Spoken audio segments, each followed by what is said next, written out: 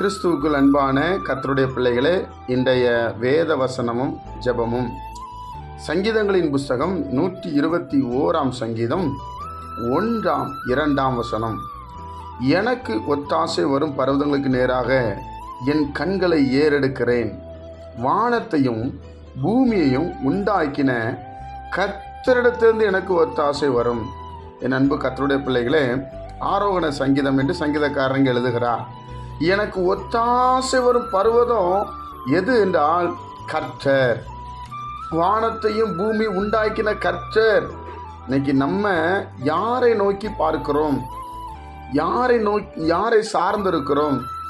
சங்கீதக்காரர் எழுதுகிறார், எனக்கு ஒத்தாசை வரும் பர்வதம் கர்த்தர்.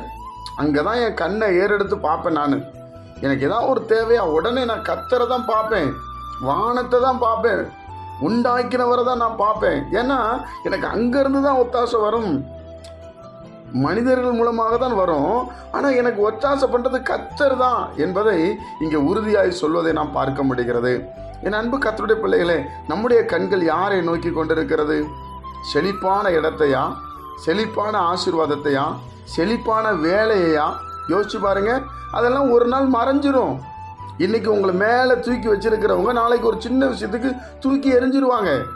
ஆனால் பரலோகம் அப்படி அல்ல. தேவன் அப்படிப்பட்டவர் அல்ல. அவர் அழகாக நமக்கு ஏற்றவைகளை கரெக்டாக கொடுக்கிற தேவன். கரெக்டாக மேட்ச் பண்ணி கொடுப்பாருங்க. அதுக்கு தான் சங்கீதக்காரர் எழுதுகிறார், என் கண்கள் அவரை தாங்க பார்க்கும், வேற எதையுமே பார்க்காது. உங்கள் கண்கள் யாரை பார்க்கிறது? வானத்தையும் பூமி உண்டாக்கிற கர்த்தரிடத்திலிருந்து, கீழே உண்டாக்கப்பட்டது மேலே இல்லை, உண்டாக்கினவற்றிருந்து. அதுதான் இதில் ரொம்ப முக்கியமான காரியம், பிரியமானவர்களே. அதனால் கர்த்தருடைய பிள்ளைகளாகிய நாம ஒத்தாசை வரும் கண்களை நோக்கி கண்களை ஏறெடுத்து நம்ம பார்ப்போம். கட்டாயம் நமக்கு கர்த்தர் அற்புதங்களை அதிசயங்களை செய்வார். அங்கேருந்து ஒத்தாசை வந்தால் அந்த ஒத்தாசை ரொம்ப நல்லா இருக்கும் பாருங்க. அந்த ஒத்தாசையில் வேதனை இருக்காது, கண்ணீர் இருக்காது, அவமானம் இருக்காது. ஏன்னா அவர் கொடுக்கறதில்ல, அதை யாராலையும் தடை செய்ய முடியாது. ஜெபிப்போமா? பரிசுத்த பிதாவே, உம்முடைய குமாரன் இயேசு கிறிஸ்துவின் நாமத்தில் நாங்கள் வருகிறோம்ப்பா. இந்த நாளை எங்களுக்கு ஆசீர்வதித்து தாங்க. எங்களுக்கு ஒத்தாசை வரும் பர்வதம் நீங்கள் தான். இந்த நாள் முழுவதும் உடைய தியானத்தினாலும் வல்லமையினால் நிரப்பும்படி நாங்கள் ஜெபிக்கிறோம். உண்மையே சார்ந்திருக்க உதவி செய்யும். எங்கள் நன்மையினால் நிரப்பும். இயேசு கிறிஸ்துவின் மூலம் ஜெபிக்கிறோம் பிதாவே, ஆமென்.